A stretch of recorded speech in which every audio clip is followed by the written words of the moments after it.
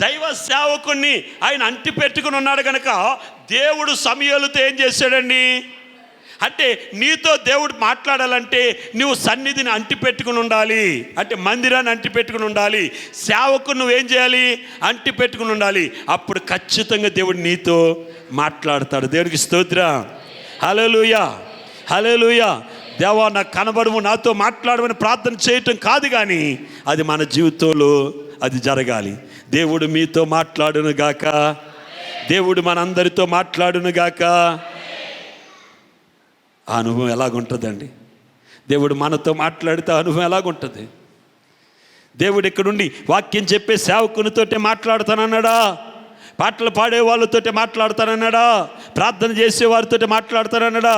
ఆయన అందరితో మాట్లాడతాడు. నీతో మాట్లాడతాడు, నాతో మాట్లాడతాడు. దేవునికి స్తోత్రం. హల్లెలూయా, హల్లెలూయా. అబ్రహాముకు కనబడి ముఖాముఖిగా మాట్లాడిన దేవుడు నీ దేవుడు. యాకోబుకు కనబడి ముఖాముఖిగా మాట్లాడిన దేవుడు నీ దేవుడు. మోషేకి కనబడి ముఖాముఖిగా మాట్లాడిన దేవుడు. సమూయేలుకు కనబడి ముఖాముఖిగా మాట్లాడిన దేవుడు నీతో మాట్లాడును గాక.